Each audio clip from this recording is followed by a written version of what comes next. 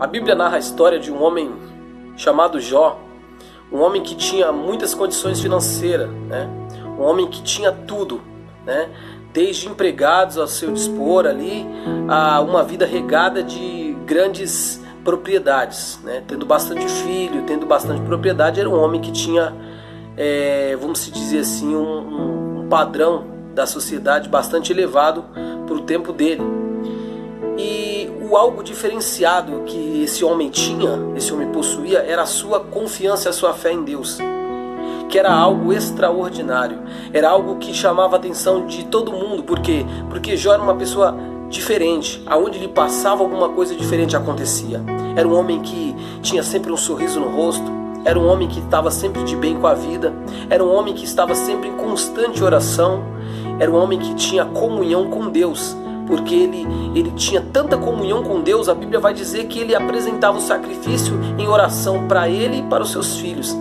Era um homem que fazia por onde receber tudo aquilo que ele tinha, porque com a fidelidade vem também as bênçãos, porque quando nós semeamos coisas boas, nós colhemos coisas boas. Porque é impossível você plantar arroz e colher feijão. Então nós só colhemos aquilo que nós plantamos. E com Jó não era diferente. Jó plantou coisas boas e colheu coisas boas. Mas chegou um determinado momento na vida de Jó que ele foi acometido de várias mazelas, de várias situações aleatórias, uma atrás da outra, de que ele mesmo não entendeu. Ele perdeu seus filhos, ele perdeu suas terras, ele perdeu seu gado, ele perdeu a saúde. E Jó se encontrou num estado deplorável, né? Alguns estudiosos vão dizer que Jó entrou em estado de putrefação em vida, porque ele foi acometido de doenças de Chaga, né? Que hoje é aquela doença do besouro, né? Hanseníase. E ele ficou em um estado deplorável, a sua pele começou a apodrecer. E aquele homem fiel a Deus, aquele homem que tinha uma fé fidedigna a Deus, começa a se perguntar, começa a questionar a Deus a razão pela qual ele estava passando por aquela situação. E aí é onde eu quero entrar nessa história de hoje. Jó passou um período da vida dele vivendo uma bonança, porque ele plantava coisas boas e colhia coisas boas. Mas chegou um momento que Jó foi provado por Deus. Chegou um momento que Jó precisava conhecer o Deus da providência. Jó precisava conhecer o Deus da restituição, porque até então Jó era fiel e Deus era fiel a ele. Porque Deus não pode negar a sua palavra, a sua eficácia. Deus não pode ser infiel com quem não é fiel, né? Deus, ele é fiel com quem é fiel. Quem é infiel vai colher a sua infidelidade. Por quê? Porque nós só colhemos aquilo que nós plantamos. Mas no caso de Jó especificamente, ele estava vivendo e passando por uma situação que ele não tinha plantado. Ele realmente não entendia aquela situação. Ele começou a questionar a Deus. E o seu estado só piorava. E ele reclamava, porque as pessoas ao redor não entendiam também. Eu quero abrir um parênteses aqui para dizer uma coisa para você. Quem sabe a situação que você está vivendo agora seja uma situação que não te passa pela cabeça a razão, o motivo e a circunstância pela qual você se submeteu a isso. E você tem se perguntado: Senhor, por que eu estou passando por isso? Essa situação me sobreveio de um modo tão veemente, impetuoso, eu não consigo entender como isso aconteceu. Talvez você esteja como Jó estava. Talvez você esteja se perguntando: como? Por quê? Eu não entendo por que me submeti a isso, eu não entendo por que estou sofrendo. Quero dizer uma coisa para você. Que enquanto Jó questionava a razão, motivos e circunstâncias pelo fato de tudo estar acontecendo com ele, a bênção dele não vinha, o milagre dele não chegava. O que eu quero dizer para você através do Espírito Santo de Deus, meu querido e minha querida, é que enquanto você reclama, você afasta as bênçãos de Deus. Enquanto você murmura, você impede o agir de Deus na sua vida. Porque quando nós descansamos no Senhor, quando nós colocamos a nossa fé e a nossa confiança em Deus, como o salmista Davi, no Salmo 40, ele vai dizer: esperei com paciência no Senhor, Ele se inclinou para mim e ouviu o meu clamor.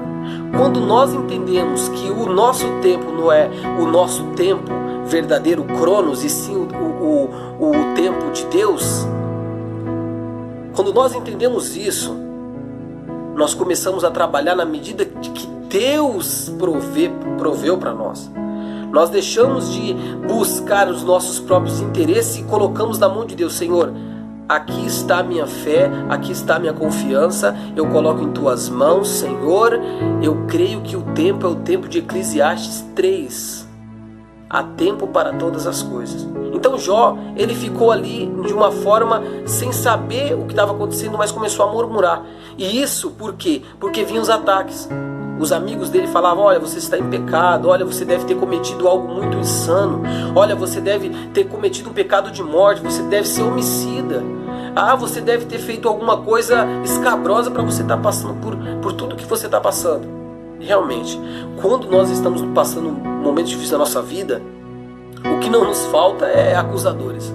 O que não nos falta é pessoas para nos jogar pedra.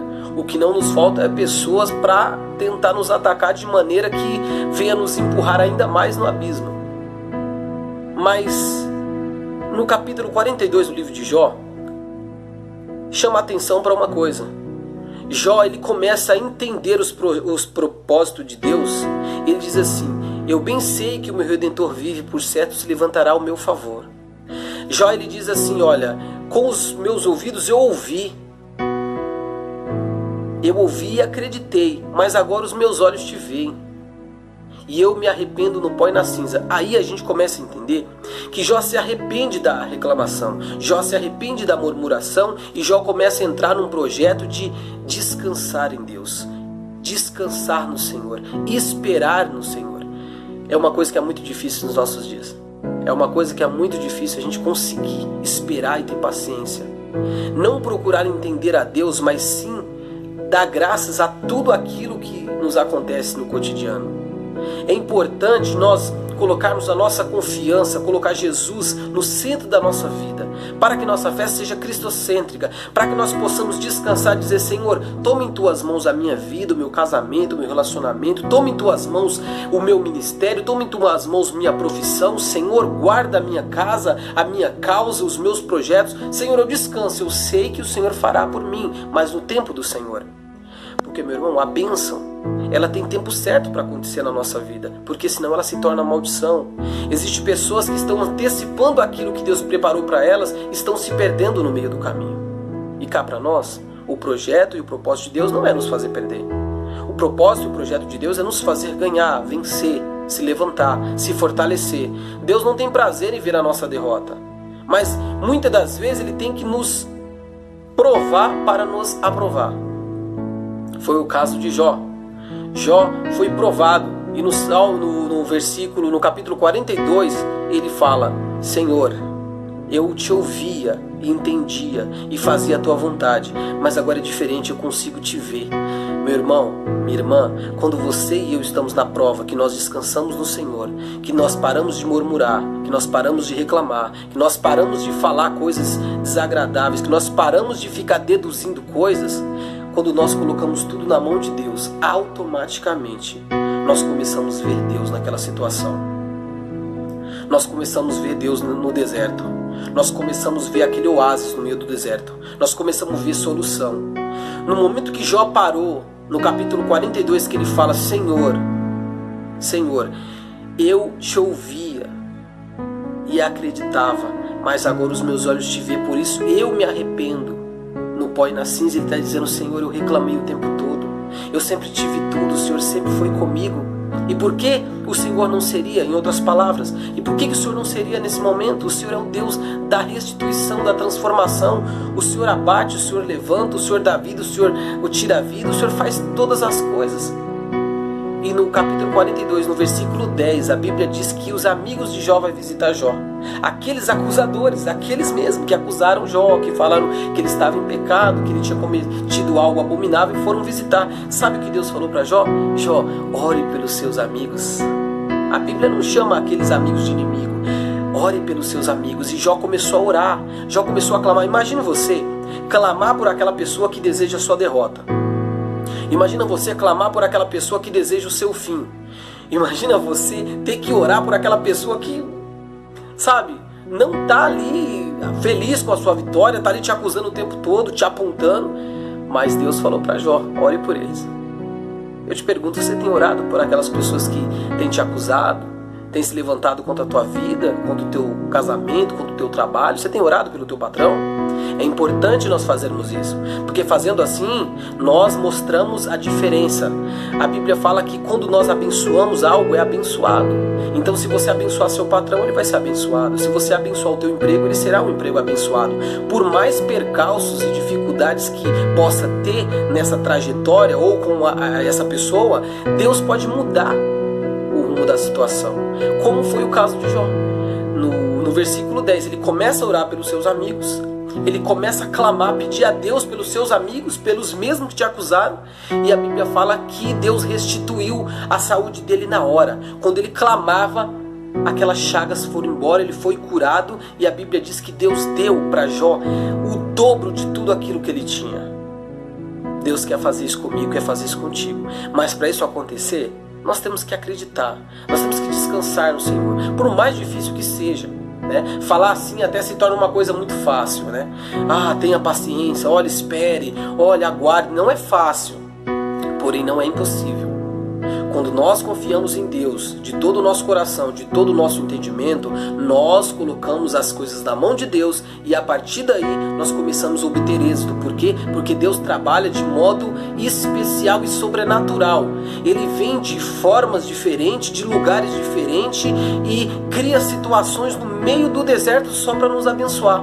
Mas para isso acontecer, alguém tem que acreditar. Existe algo que pode mover o coração de Deus. Só uma única coisa pode mover o coração de Deus: a fé. A fé é algo que move o coração de Deus, porque nós não tocamos em Deus sem fé, porque a Bíblia diz que sem fé é impossível agradar a Deus. Então, se você está passando por momentos difíceis na sua vida nesse momento, se você está enfrentando tempestade neste momento, a palavra que o Senhor tem para a tua vida é: tenha paciência, calma, aguenta um pouco mais, ore um pouco mais nessa luta. Busque a Deus de uma forma veemente, faça algo para Deus que você não fez. Clame a Deus várias vezes por dia. Se afaste dos pensamentos negativos, de todas aquelas conversas que vêm até você e confronta a sua situação atual. Deixa isso para longe de você. Joga isso para longe de você, porque fazendo assim você vai obter somente a boa e perfeita e agradável vontade de Deus na sua vida.